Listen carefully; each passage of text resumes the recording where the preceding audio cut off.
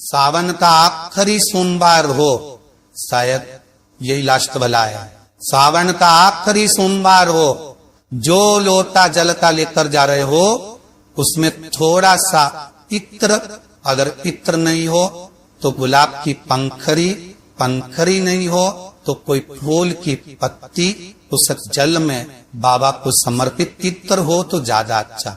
आखिरी सोमवार को या सावन महीने का आखिरी दिन आप शिव को जब 2 लोटा जल चढ़ाएं तो उसमें इत्र का भाव रखकर, कामना कर कर, त्र्यंबकेश्वर बाबा का स्मरण कर कर और महामृत्युंजय मंत्र को जपते हुए। कौन सा मंत्र? ये वेद का बड़ा सुंदर मंत्र है, इसको चिल्लाकर नहीं बोला जाता, महामृत्युंजय मंत्र का स्मरण करके। और अगर महामृत्युंजय मंत्र याद नहीं हो तो पंचाक्षर मंत्र नमः शिवाय, पंचाक्षर का स्मरण नहीं रहे तो सदाक्षर ओम नमः शिवाय, सदाक्षर का स्मरण नहीं हो तो श्री शिवाय नमस्तुभ्यम। एक बात याद रखना, अगर किसी एग्जाम में बैठ रहे हो, बहुत बार बैठ चुके हो, नहीं हो रहा तो कच्चे दूध में थोड़ी सी काली मिर्च को पीस कर डाल दीजिए, कच्चे दूध में थोड़ी सी काली मिर्ची को पीस कर डाल लीजिए। महाराज थोड़ा सा कच्चा दूध बेलपत्री के पेड़ के नीचे समर्पित कर दीजिए, अपना नाम और गोत्र बोलकर थोड़ा सा कच्चा दूध उसी में से शंकर भगवान को चढ़ा दीजिए। फिर एक कलश जल का साथ लेकर जाइए, जिस शंकर भगवान पर जल चढ़ा कर आइए। फिर जिस एग्जाम में जा रहे हो उसमें आप चले जाइए, बाबा आपको सफलता प्रदान करेगा। काली मिर्च शत्रुओं का नाश कर, आपको बल प्रदान करती कि आप जिस परीक्षा में बैठने जा रहे हो, आप जिस जगह पर भगवान का अनुमोदन करने जा रहे हो, आप जिस जगह पर कंपटीशन एग्जाम में बैठने जा रहे हो, वहां सफलता देगी। वाह, अगर कहीं भटक नहीं गए, हट नहीं गए तो वो सफलता दे।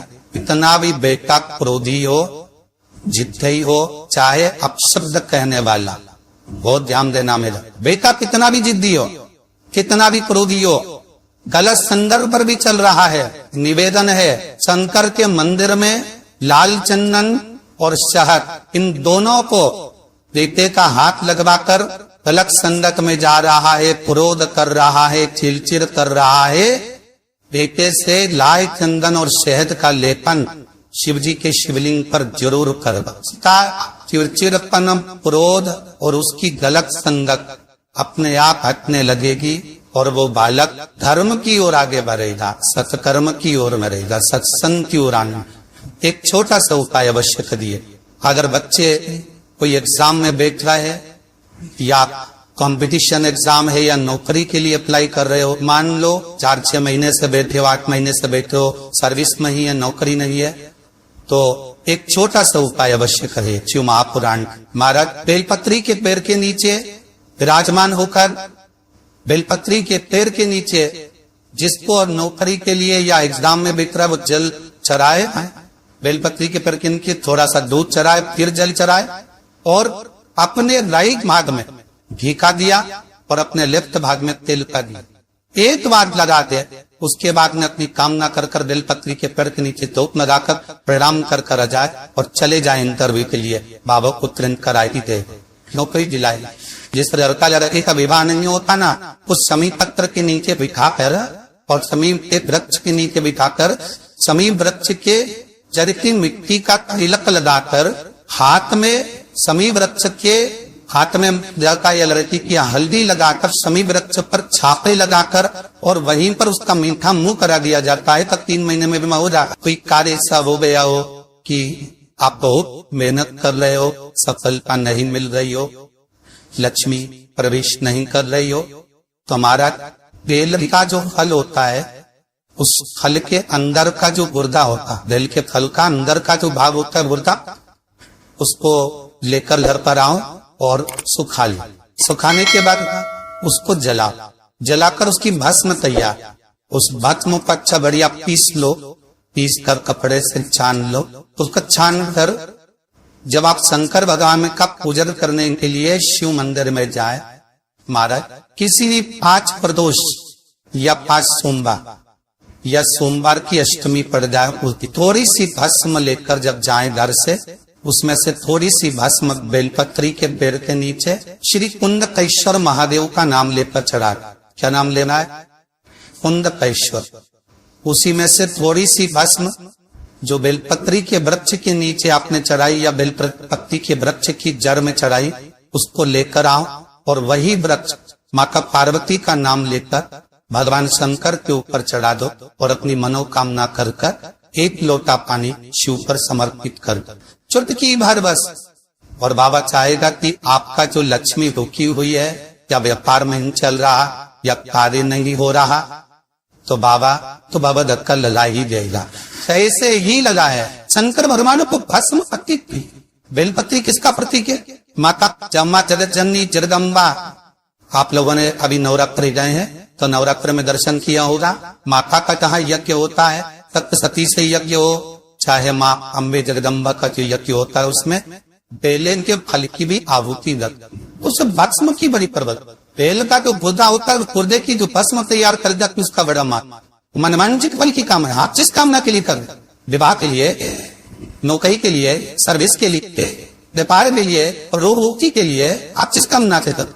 महाराज बेलपत्री के वृक्ष के नीचे बैठकर हाथ में बेलपत्र का पत्ता रखकर आप पंचाक्षर मंत्र नमः शिवाय, ओम नमः शिवाय, या श्री शिवाय नमस्तुभ्यम, या महामृत्युंजय मंत्र का स्मरण कर रहे थे। पर डंडी का भाग अपनी ओर, बेलपत्र की बीच वाली पत्ती का भाग बीच वाली उंगली की ओर कर आप स्मरण कर रहे हैं और अपने काम ना कर कर बेलपत्री के वृक्ष के नीचे बैठकर उस पत्ते को समूह कर कर बाबा से विनय कर कर एकांत में उस बेलपत्री के वृक्ष की छाओं में आप काम ना करता पत्ते थे शंकर भगवान के ऊपर समर्पित करना है। तो ये जान कर रखे कि पार्वती और शिव का मिलन करवा रहे हैं और अपनी मनवांछित फल कामना पूर्ण करवा, क्योंकि शिव और पार्वती का जब मिलन होता है, शंकर पार्वती जब एक दूसरे के सम्मुख में होते हैं, शिव और पार्वती जब एक दूसरे के सामने अपने बच्चों की तरह एक दूसरे के सम्मुख में आते हैं तो उनकी चेहरे प्रसन्नता का बस उस कभी सोमवार का दिन हो, क्योंकि समझन ही तो सोम प्रिय है, शिव जी को प्रिय है। महाराज एकांत में रहना पसंद करते हैं, बोलना पसंद नहीं, हंसना पसंद नहीं, किसी में मिलना पसंद नहीं, एकांत का वासा ही ज्यादा पसंद हो। कई बहुमें तक के बेटे ऐसे होते हैं जिनका अपना स्वार्थ है, दूसरे के परिवार में किसी से मतलब ही नहीं रहता था, किसी से अच्छे से बोलते ही नहीं, कमरे में जाए अपना अकेले बैठ रहे, पति आया उससे बात कर लिए, अपनों से बात कर लिए, बाकी किसी से बोलना ही चलना नहीं। तो उसके लिए भी कन्ने का जो रस होता है, महाराज गन्ने का जो रस होता है, उस रस में सफेद इल्ली को पीस कर जो व्यक्ति का स्वभाव बने को सुधारना है, सब में मिलनसान करना है, तो शंकर भगवान के शिवलिंग के बीच में जो अशोक सुंदरी का स्थान होता है, वहां पर उस जल को चढ़ा दिया जाता है, उस रस को समर्पित करा जाए। आप सबको पहले भी श्रावण के महीने में जो कथा कही उसका व्याख्यान वर्णन करा कि श्रावण का महीने का महत्व क्या है, वो भी आपको ऑनलाइन कथा में आप लोग सुन चुके हैं, लाइव कथा।